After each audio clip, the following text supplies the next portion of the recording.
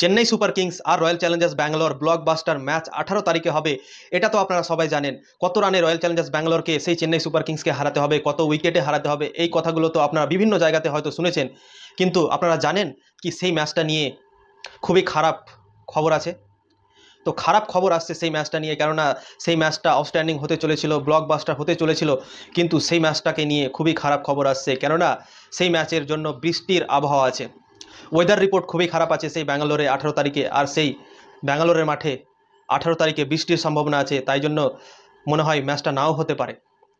তো ম্যাচ যদি না হয়, বৃষ্টির জন্য পুরো ম্যাচ যদি খেলা না হয়, তাহলে পয়েন্ট এক এক করে ভাগ হয়ে যাবে, আর চেন্নাই সুপার কিংস কোয়ালিফাই করে যাবে, আর রয়্যাল চ্যালেঞ্জার্স ব্যাঙ্গালোর কোয়ালিফাই করতে পারবে না, কেননা চেন্নাই সুপার কিংসের রান রেটটা ভালো আছে সেই ব্যাঙ্গালোরের থেকে। তো হার হালে ম্যাচটা হতে হবে সেই রয়্যাল চ্যালেঞ্জার্স ব্যাঙ্গালোরের জন্য। তো ম্যাচ যদি ছোটও হয়ে যায় তাও ভালো, কিন্তু ম্যাচ হওয়া চাই, কেননা রয়্যাল চ্যালেঞ্জার্স ব্যাঙ্গালোর বৃষ্টির জন্য যদি ম্যাচটা না হয়, পয়েন্ট শেয়ার হয়ে যায়, তাহলে তো রয়্যাল চ্যালেঞ্জার্স ব্যাঙ্গালোর কোয়ালিফাই করতে পারবে না বৃষ্টির জন্য। তো সেই ব্যাঙ্গালোরের মাঠে সেই 18 তারিখের ওয়েদার রিপোর্ট আছে, সেই পুরো দিনের সেই 73% বৃষ্টির চান্স আছে। 73% বৃষ্টির চান্স দেখাচ্ছে সেই ওয়েদার রিপোর্ট।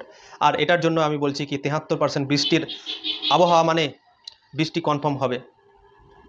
আর পুরো দিনের তো এটা 73% ওয়েদার রিপোর্ট, কিন্তু যে টাইমে ম্যাচ শুরু হবে সেই সময়ে 47% সেই ওয়েদার বৃষ্টির পূর্বাভাস আছে, মানে 47% বৃষ্টির আবহাওয়া আছে সেই ব্যাঙ্গালোরের মাঠে।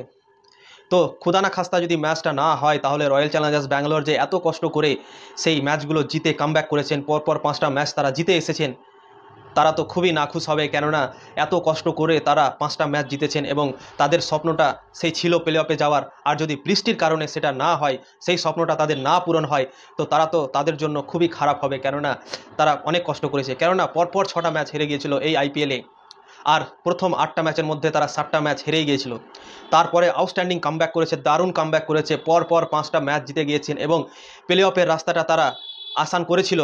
কিন্তু চেন্নাই সুপার কিংসকে হারাতে পারলেই তারা প্লে অফে চলে যাবে, বা 18 রানে হারাতে হবে, বা 18 ওভার 1 বলে জিততে হবে, এই সিনারিওগুলো আছে সেই ম্যাচের জন্য। কিন্তু বৃষ্টির জন্য সব কিছু খারাপ হয়ে যেতে পারে।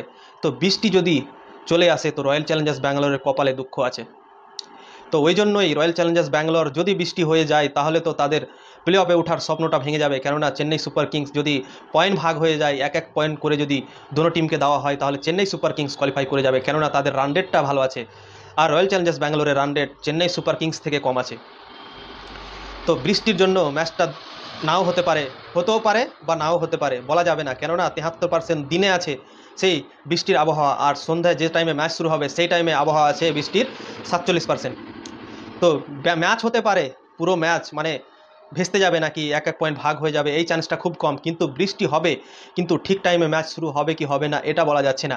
তো রয়্যাল চ্যালেঞ্জার্স ব্যাঙ্গালোর যদি পুরো ম্যাচটা না হয়, তাহলে রয়্যাল চ্যালেঞ্জার্সের কপালে খুবই দুঃখ আছে, কেননা ম্যাচ যত ছোট হবে তত তাদের ওপরে চাপটা বাড়বে, আর চেন্নাই সুপার কিংস তত তাদের আসান হয়ে যাবে ম্যাচ জিতা। তো ভিডিও ভালো লাগলে অবশ্যই লাইক করবেন, শেয়ার করবেন এবং ফলো করে দেবেন।